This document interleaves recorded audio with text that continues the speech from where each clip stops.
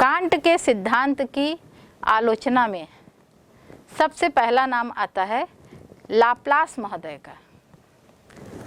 Laplace महोदय ने 1796 में एक सिद्धांत प्रस्तुत किया। इनका सिद्धांत जो है वह निहारिका सिद्धांत कहलाया। नेबुलर हाइपोथेसिस हम इसे कहते हैं। लाप्लास महोदय ने कांट के जो 3 प्रमुख आलोचना के जो क्षेत्र थे, इन क्षेत्रों को सुधारने का प्रयास किया है। इन्होंने बताया कि आकाश में पहले से ही एक तप्त निहारिका विद्यमान थी। इस प्रकार से इन्होंने जो आद्य पदार्थों के आपस में टकराने से ताप की उत्पत्ति होती है, इसको इन्होंने बचा लिया। इन्होंने कहा पूर्व से ही एक तप्त निहारिका आकाशगंगा में विद्यमान थी। यह निहारिका तप्त थी और गतिशील भी थी, और इस प्रकार से यह गतिशील निहारिका होने की बात भी लाप्लास महोदय ने कही है। प्रारंभ में काफ़ी गतिशील थी, लेकिन बाद में धीरे धीरे ये शीतल होकर के सिकुड़ने लगी थी।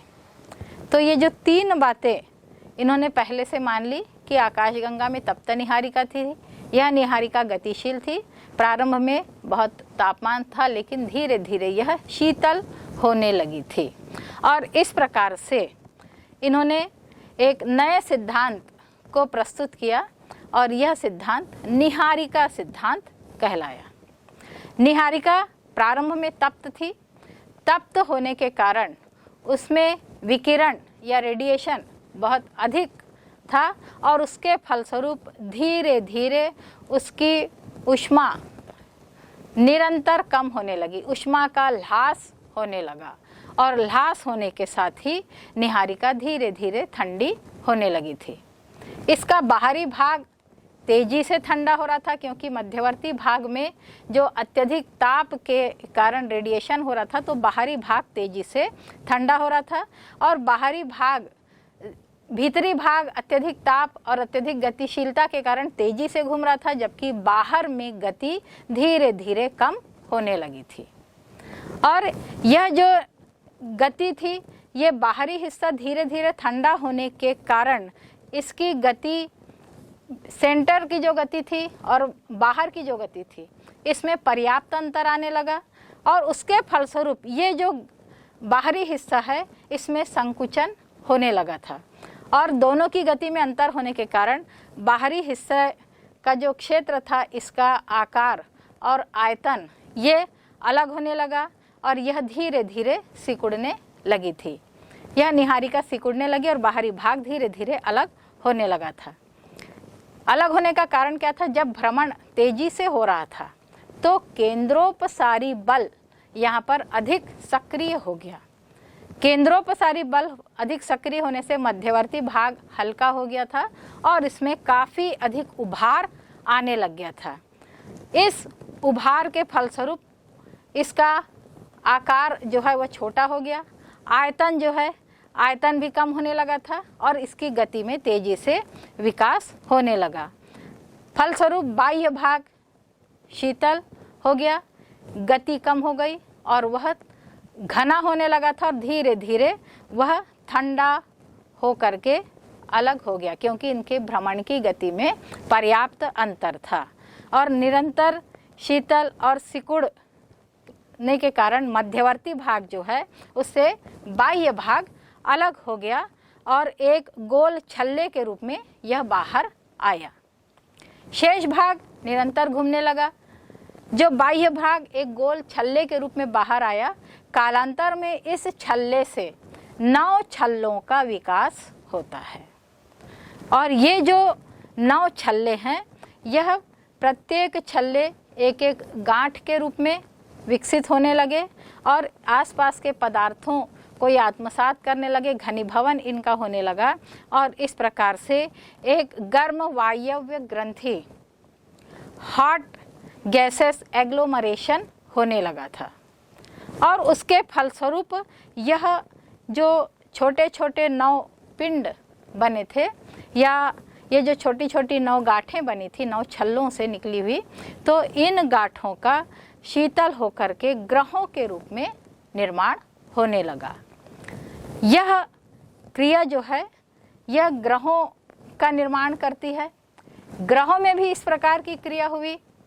ग्रह भी तेजी से घूमने लगे थे, क्योंकि जब ये उस तप्त निहारिका से बाहर निकले तो ये स्वतंत्र तो हो गए थे, लेकिन अभी भी ये उस निहारिका के आकर्षण में थे और उसके फलस्वरूप ये निहारिका के चारों तरफ चक्कर लगा रहे थे और स्वयं भी परिभ्रमण कर रहे थे। इनमें भी परिभ्रमण की गति उसी प्रकार से थी जैसे निहारिका में थी। फलस्वरूप ये निहारिका से स्वतंत्र ये जो 9 गांठें बनी थी, इन गांठों में भी परिभ्रमण के फलस्वरूप वही क्रियाएं संपन्न होती है या उन्हीं क्रियाओं की पुनरावृत्ति होती है जो ग्रहों के बनने के लिए प्रमुख निहारिका में होती है, और उसके फलस्वरूप उपग्रहों का निर्माण होता है। शेष जो अवशिष्ट पदार्थ है यह सूर्य कहलाता है। तो इस प्रकार से लाप्लास महोदय ने कांट के जो सिद्धांत है उन सिद्धांतों में कुछ बातों को कि निहारिका पहले से गर्म और तप थी, इसको मानते हुए एक नया सिद्धांत प्रस्तुत किया था और इनका सिद्धांत जो है यह निहारिका सिद्धांत कहलाया। लेकिन लाप्लास महोदय के सिद्धांत की भी आलोचनाएं की गई। इनकी आलोचनाएं के पहले जब लाप्लास महोदय ने इस सिद्धांत को रखा था तो लगभग 150 वर्ष तक इनके सिद्धांत को काफ़ी मान्यता मिली, लेकिन बाद में इनके सिद्धांत में भी कुछ नवीन खोज जो हुई उसके आधार पर इनके सिद्धांतों में भी मूल्यांकन किए गए। सबसे पहले मूल्यांकन में यह बात सामने में आती है कि जो मौलिक निहारिका थी उसके कोणीय आवेग से पदार्थों का अलगाव संभव नहीं है, लेकिन लाप्लास महोदय ने बताया कि पदार्थ जो है वह अलग होते हैं। सूर्य के जो सदस्य ग्रह है इसमें भी सभी, चूंकि वह निहारिका से निकले पदार्थ थे तो इनमें सभी में एक समान पदार्थ होने चाहिए, लेकिन लगभग 98% पदार्थ जो है वह ग्रह में आ गए थे लाप्लास के अनुसार, और केवल 2% पदार्थ जो बचे थे उससे सूर्य का निर्माण होता है। तो इस प्रकार से कोणीय संवेग की सिद्धांत के विपरीत यह सिद्धांत लाप्लास महोदय ने प्रस्तुत किया है। दूसरा मूल्यांकन जो हुआ इसमें यह बात सामने में आई कि पहले एक छल्ला निकला और उस एक छल्ले की भ्रमण की क्रिया के फलस्वरूप उसमें से 9 छल्ले बाहर आए। केवल 9 ही छल्ले बाहर क्यों आए, यह भी एक प्रश्न हमारे सामने में आता है। और इन छल्लों से निकले जो पदार्थ है इनके घनीभवन से एक ही पिंड क्यों बना, कई पिंड बन सकते थे। ये पदार्थ जब बाहर आए तो इसमें से कई पिंडों का निर्माण हो सकता था, लेकिन 9 छल्लों से के 9 पिंड बने और इनके घनीभवन से ग्रहों का निर्माण हुआ है। वास्तव में जो छल्ला है यह जब टूटेगा तो ये कई टुकड़ों में इनका विस्तार हो सकता है और इसमें से कई पिंड स्वतंत्र रूप से बन सकते हैं, स्वतंत्र ग्रहों का निर्माण हो सकता है। लेकिन इन्होंने बताया कि 9 छल्ले निकले, 9 छल्लों के एक एक पिंड बने और उनके घनीभवन से ग्रह बने, तो यह भी एक मूल्यांकन का आधार बनता है। तीसरा जो मूल्यांकन इनका हुआ है इसमें बताया कि निहारिका के जो कण थे ये इसमें जो संलग्नता थी और उसके कारण निहारिका से निकलने का जो क्रम है वह क्रम आज भी जारी होना चाहिए, क्योंकि जो सूर्य का जो घुमाव हो रहा है तो उसके कारण जो अल्प पारस्परिकता की जो प्रक्रिया हो रही है, इस प्रक्रिया के तहत आज भी सूर्य से कुछ पदार्थ बाहर निकलने चाहिए, ऐसा प्रतीत भी होना चाहिए, लेकिन ऐसा कुछ नहीं हो रहा है। एक बार एक छल्ला निकलने के बाद सूर्य जो है यह उसकी क्रिया समाप्त हो गई, तो यह बात भी मूल्यांकन के लिए सामने में आती है। चौथी जो बात है कि प्रारंभ में ऐसा प्रतीत होता है कि जो सूर्य है वो निर्बाध गति से भ्रमण कर रहा है और इस प्रकार से परिक्रमा एक निरंतर प्रक्रिया हो रही है। लेकिन द्रव जब अत्यधिक ताप अधिक होता है पदार्थों में, क्योंकि निहारिका तप्त थी, तो तप्त निहारिका में द्रव पदार्थ अधिक होते हैं और प्रत्येक द्रव की जो परिभ्रमण की गति है ये एक जैसी नहीं होती। प्रत्येक द्रव की गति अलग अलग होती है। द्रव विभिन्न स्तरों में अलग अलग गति करते हैं, तो इस प्रकार से उसमें घर्षण होता है और इस प्रकार से केवल ठोस पिंड ही परिक्रमण तेजी से कर सकते हैं। जो द्रव पदार्थ है इनके परिक्रमण की गति में अंतर पाया जा सकता है। फिर अगली जो आलोचना हुई है कि जो उपग्रह बने, जैसे सूर्य से जो एक छल्ला निकला उससे 9 छल्ले बने और ये सब सूर्य की परिक्रमा करने लगे थे। इसी आधार पर उपग्रह बने, ये जो पदार्थ घूमने लगे थे उनसे उपग्रह बने और उपग्रह भी ग्रहों की परिक्रमा करते हैं। तो जिस प्रकार से सभी ग्रह एक ही दिशा में सूर्य की परिक्रमा कर रहे हैं, उसी प्रकार से उपग्रह भी एक ही दिशा में ग्रहों की परिक्रमा करना चाहिए। लेकिन बृहस्पति और शनि के उपग्रह जो है ये विपरीत दिशा में परिक्रमा कर रहे हैं, तो यह बात भी लाप्लास महोदय ने स्पष्ट नहीं की। आगे इन्होंने बताया कि यदि सूर्य अवशिष्ट पदार्थ है और इसमें तरल होने से बीच में अभी भी उभार होना चाहिए, लेकिन ऐसी क्रिया अब नहीं हो रही है।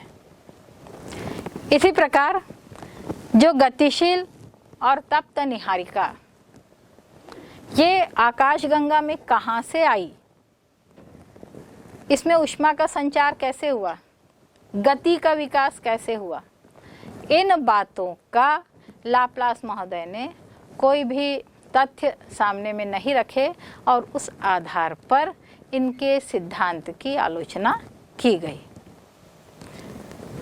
लाप्लास महोदय के इस सिद्धांत के बाद एक और नया सिद्धांत हमारे सामने में आता है, इसे हम कहते हैं चेम्बरलिन का सिद्धांत। इसके पश्चात हम देखेंगे चेम्बरलिन का ग्रहाणु सिद्धांत।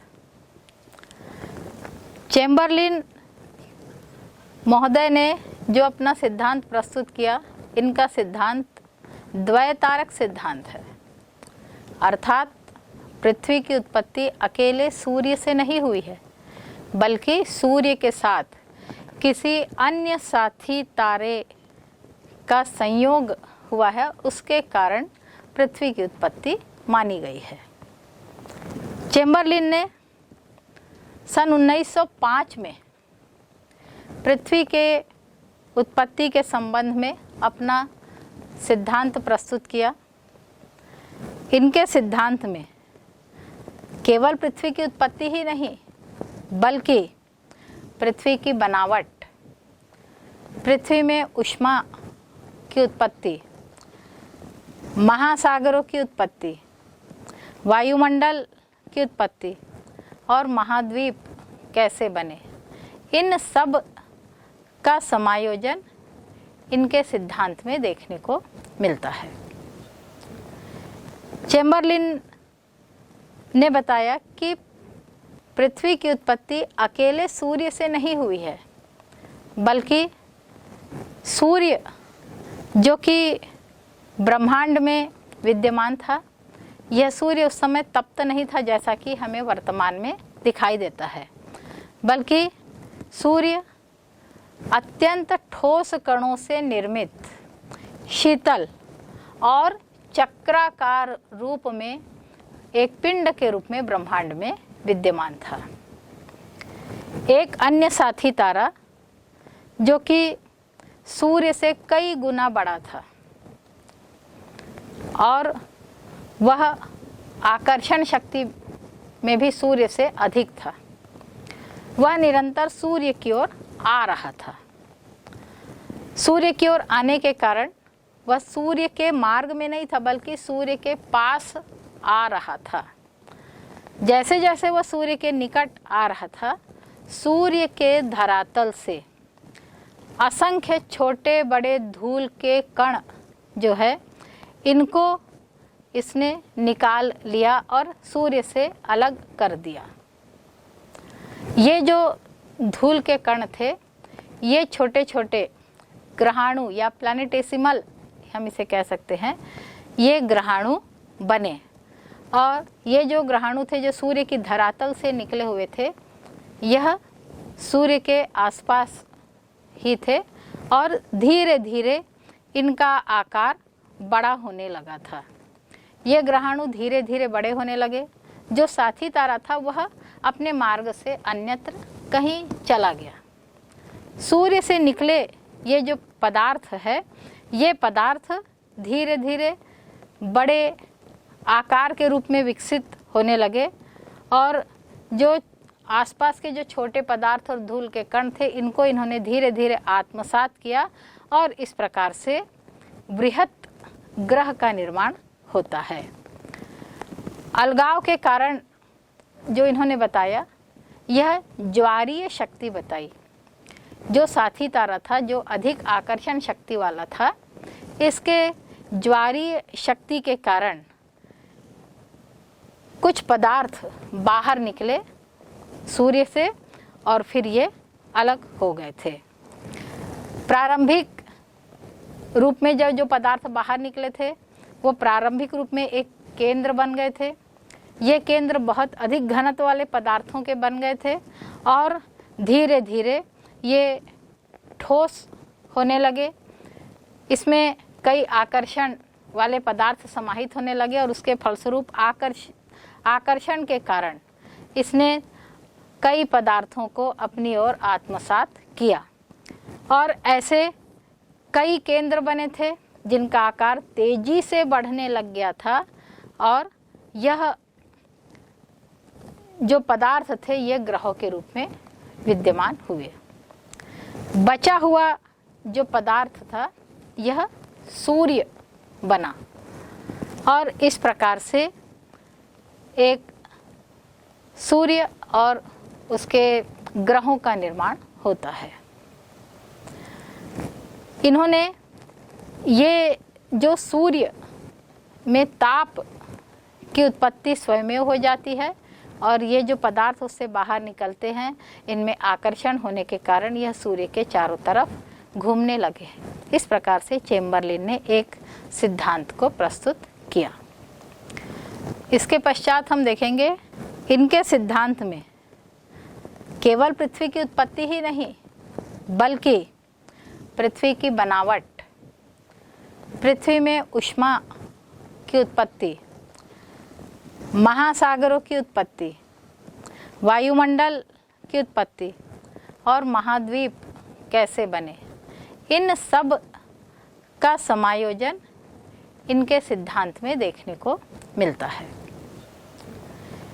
चेम्बरलिन ने बताया कि पृथ्वी की उत्पत्ति अकेले सूर्य से नहीं हुई है, बल्कि सूर्य जो कि ब्रह्मांड में विद्यमान था, यह सूर्य उस समय तप्त नहीं था जैसा कि हमें वर्तमान में दिखाई देता है, बल्कि सूर्य अत्यंत ठोस कणों से निर्मित शीतल और चक्राकार रूप में एक पिंड के रूप में ब्रह्मांड में विद्यमान था। एक अन्य साथी तारा जो कि सूर्य से कई गुना बड़ा था और वह आकर्षण शक्ति में भी सूर्य से अधिक था, वह निरंतर सूर्य की ओर आ रहा था। सूर्य की ओर आने के कारण वह सूर्य के मार्ग में नहीं था बल्कि सूर्य के पास आ रहा था। जैसे जैसे वह सूर्य के निकट आ रहा था, सूर्य के धरातल से असंख्य छोटे बड़े धूल के कण जो है इनको इसने निकाल लिया और सूर्य से अलग कर दिया। ये जो धूल के कण थे ये छोटे छोटे ग्रहाणु या प्लैनेटेसिमल हम इसे कह सकते हैं, ये ग्रहाणु बने। और ये जो ग्रहाणु थे जो सूर्य की धरातल से निकले हुए थे, यह सूर्य के आसपास ही थे और धीरे धीरे इनका आकार बड़ा होने लगा था। ये ग्रहाणु धीरे धीरे बड़े होने लगे। जो साथी तारा था वह अपने मार्ग से अन्यत्र कहीं चला गया। सूर्य से निकले ये जो पदार्थ है, ये पदार्थ धीरे धीरे बड़े आकार के रूप में विकसित होने लगे और जो आसपास के जो छोटे पदार्थ और धूल के कण थे इनको इन्होंने धीरे धीरे आत्मसात किया और इस प्रकार से बृहत ग्रह का निर्माण होता है। अलगाव के कारण जो इन्होंने बताया, यह ज्वारीय शक्ति बताई। जो साथी तारा था जो अधिक आकर्षण शक्ति वाला था, इसके ज्वारीय शक्ति के कारण कुछ पदार्थ बाहर निकले सूर्य से और फिर ये अलग हो गए थे। प्रारंभिक रूप में जब जो पदार्थ बाहर निकले थे वो प्रारंभिक रूप में एक केंद्र बन गए थे। ये केंद्र बहुत अधिक घनत्व वाले पदार्थों के बन गए थे और धीरे धीरे ये ठोस होने लगे। इसमें कई आकर्षण वाले पदार्थ समाहित होने लगे और उसके फलस्वरूप आकर्षण के कारण इसने कई पदार्थों को अपनी ओर आत्मसात किया और ऐसे कई केंद्र बने थे जिनका आकार तेजी से बढ़ने लग गया था और यह जो पदार्थ थे ये ग्रहों के रूप में विद्यमान हुए। बचा हुआ जो पदार्थ था यह सूर्य बना और इस प्रकार से एक सूर्य और उसके ग्रहों का निर्माण होता है। इन्होंने ये जो सूर्य में ताप की उत्पत्ति स्वयं हो जाती है और ये जो पदार्थ उससे बाहर निकलते हैं इनमें आकर्षण होने के कारण यह सूर्य के चारों तरफ घूमने लगे हैं। इस प्रकार से चेम्बरलिन ने एक सिद्धांत को प्रस्तुत किया। चेम्बरलिन ने बताया कि वायुमंडल का विकास भी इसी प्रकार से हुआ है। इन्होंने बताया कि वायुमंडल जो है जैसे जैसे हमारी पृथ्वी का आकार बढ़ने लगा वैसे वैसे वायुमंडल का आकार भी बढ़ने लगा। वायुमंडल के बहुत से जो तत्व है इसको पृथ्वी आत्मसात करने लग गई थी।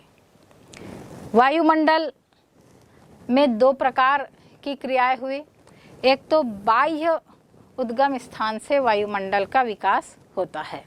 वायुमंडल का आकार निरंतर बढ़ने लगता है और यह वायुमंडल जो है पृथ्वी वायुमंडलीय परमाणुओं को आत्मसात करने लगती है।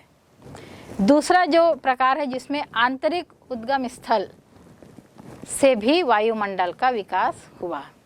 इसके अंतर्गत जलवाष्प पृथ्वी के जब कई पदार्थों को आत्मसात कर रही थी तो कुछ वायुमंडलीय गैसें भी पृथ्वी के अंदर समाहित होने लगी थी और इसमें जलवाष्प है, कार्बन डाइऑक्साइड है, नाइट्रोजन और इस प्रकार की जो बहुत से वायुमंडलीय तत्व है, ये सभी तत्व पृथ्वी के भीतर थे जो ज्वालामुखी उद्गार के साथ धरातल से बाहर निकलते हैं और इसके साथ ही ऑक्सीजन का भी विकास होता है और इस प्रकार से धीरे धीरे पृथ्वी का वायुमंडल बनता है।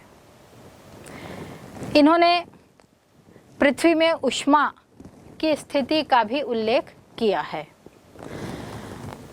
आकार में वृद्धि के साथ साथ ऊष्मा का भी विकास होता है।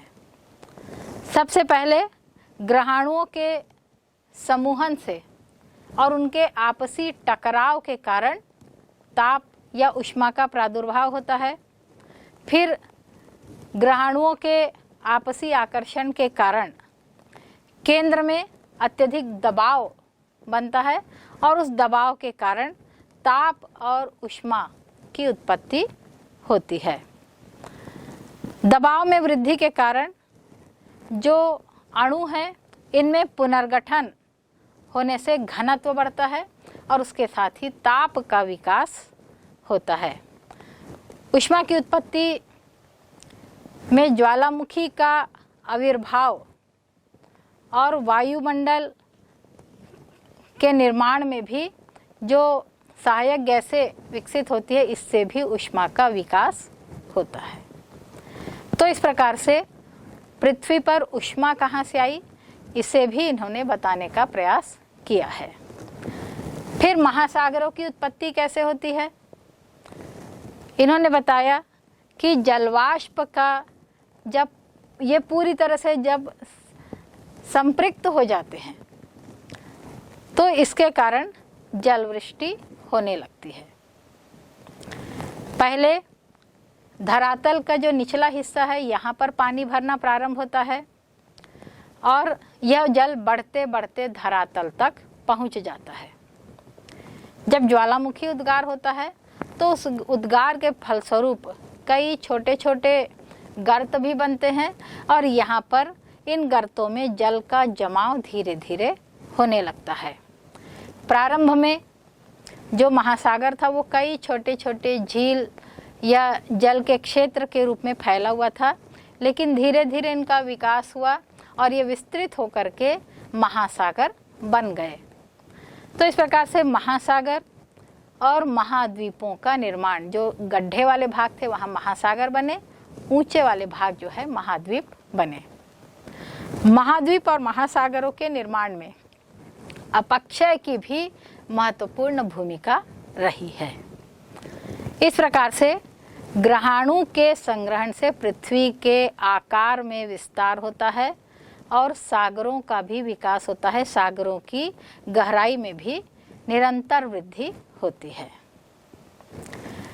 पृथ्वी के निर्माण और उसके विकास की अवधि में जो आंतरिक क्षेत्र है इसमें काफ़ी अधिक दबाव बढ़ता है और उसके फलस्वरूप ज्वालामुखी का उद्गार होने लगता है। पृथ्वी के विकास की इन्होंने 3 प्रमुख दशाओं का उल्लेख किया है। सबसे पहला है ग्रहाणुओं का संग्रहण होता है और इसके संग्रहण में जो निरंतर इसका विकास हो रहा है तो उसमें जो कुछ समय लग जाता है। इसके बाद ज्वालामुखी उद्गार होता है और फिर वास्तविक इसके माध्यम से हम भूगर्भिक काल का अध्ययन कर सकते हैं कि पृथ्वी का विकास कब से प्रारंभ हुआ है। तो ये प्रमुख बातों के साथ चेम्बरलिन ने अपने सिद्धांत को प्रस्तुत किया है, लेकिन इनका सिद्धांत भी आलोचनाओं से नहीं बच पाया। इनके सिद्धांत में जो आलोचनाएं हुई है इसमें सबसे पहली बात यह कही गई है कि छोटी सी एक निहारिका जो शीतल थी, ठोस थी और वक्राकार थी, उससे इतने बड़े सौर परिवार की उत्पत्ति कैसे हुई, ये हम सिर्फ कल्पना मात्र ही मान सकते हैं। दूसरी जो बात कही कि ग्रहों का निर्माण स्वतंत्र हुआ है, क्योंकि जो साथी तारा था उसके आकर्षण से सूर्य के धरातल से कुछ पदार्थ बाहर आ गए थे और इससे ग्रहों का निर्माण हुआ था। तो ग्रहों का निर्माण जब स्वतंत्र हुआ है तो ग्रहों में परिभ्रमण और फिर वह सूर्य का परिक्रमण क्यों कर रहा है, उन्हें तो नहीं करना चाहिए। तो यह बात भी एक आलोचना के रूप में सामने में आई। तीसरी आलोचना जो हुई, ग्रहाणुओं के समूहन और संवर्धन की जो क्रिया है ये कैसे हुई, इसका वर्णन चेम्बरलिन ने नहीं किया है। इन्होंने बताया कि जब धरातल से कुछ पदार्थ निकले तो केवल 9 ग्रह या 9 पिंड ही क्यों बने, इससे कम या अधिक क्यों नहीं बने? इसका भी उत्तर चेम्बरलिन ने नहीं दिया। कोणीय आवेग जो एंगुलर मोमेंटम है उतना नहीं होना चाहिए इस क्रिया के दौरान जितना कि वर्तमान ग्रहों में देखने को मिलता है। इसके बाद इनके अनुसार जो ग्रह बने वो सदैव ठोस रूप में ही बने।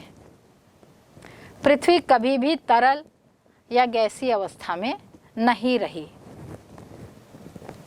तब फिर वायुमंडल का निर्माण होना भी एक गलत धारणा है।